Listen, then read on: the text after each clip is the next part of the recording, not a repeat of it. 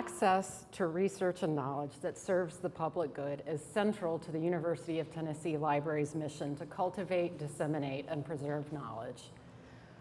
While students, faculty, and staff are our primary audiences, we strive to make our library accessible to everyone.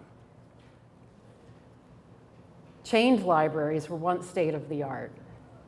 They effectively limited access to precious books by literally chaining them to shelves. It was for security, and it essentially controlled who could access the volumes, for what duration, and under what conditions. Today, terms and conditions for resources that are electronic and licensed by libraries achieve similar results. Licenses place limits on who can legally access and use content and for what purposes. For example, whether you can use an ebook through interlibrary loan. Last year, we spent about $12.5 million on library collections. Almost all of it was electronic databases of journal articles. Typically, annual increases for subscriptions outpace the Consumer Price Index and the Higher Education Price Index. The chart on the left shows the rapid rise in the number of journal articles published since 1950, and the chart on the right shows the rise in open access publications over the same time period. As the percentage of research published as open access, the relative value of subscriptions declines. So you might be wondering if we should be paying less since more research is freely available. And while we do negotiate for better pricing, we also negotiate for better terms and conditions, ones that align with our values as a public institution, as a land-grant university, and as the research library for the state. So the Libraries is putting its vision into action by making a concerted effort toward open access to scholarship.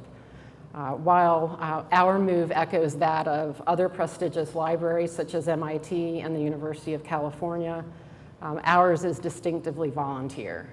We began by asking, what if we could give access to libraries' collections to all Tennessee residents?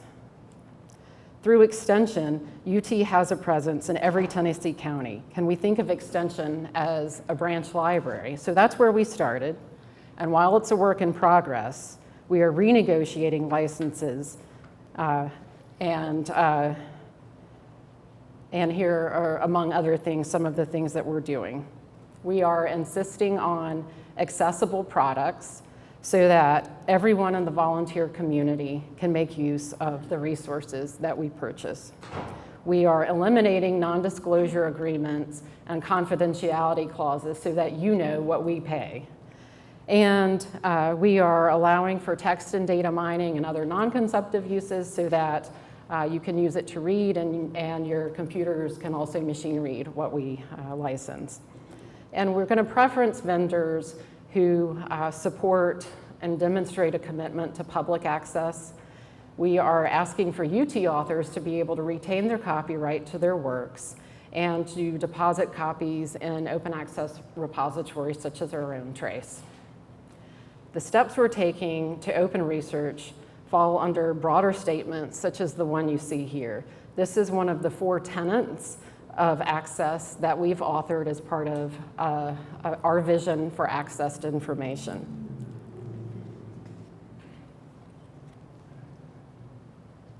However, through focus groups, we learned that many of you find the term access a little confusing. Do we mean accessibility?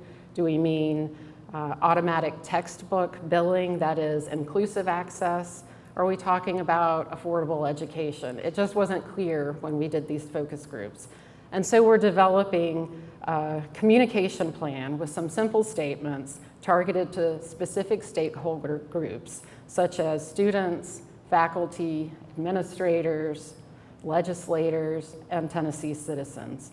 Some examples of these are: opening research repays the taxpayer's investment. Opening research means you don't lose access to the library after you graduate. Opening research expands global engagement with your work. Opening research serves diverse communities who may otherwise lack access to high-quality, peer-reviewed research. And a recent study found that a majority of US voters, regardless of party affiliation, believe taxpayers should have access to the research they help fund. And a 2018 study found that journal articles available open access had an 18% higher citation rate. The positive effects of open access extend to long-form scholarship as well. Sales of print books often increase when there is a digital copy freely available.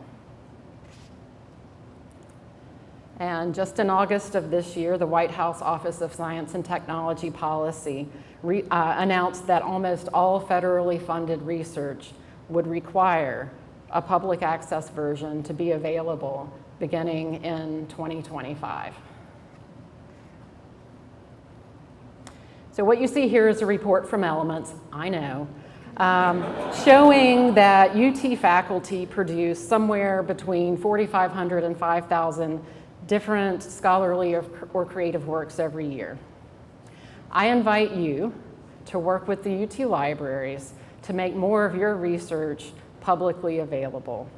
You are a stakeholder in our work, and together we can realize the vision of a world enriched by our ideas and improve through our actions. So thank you, and go Vols.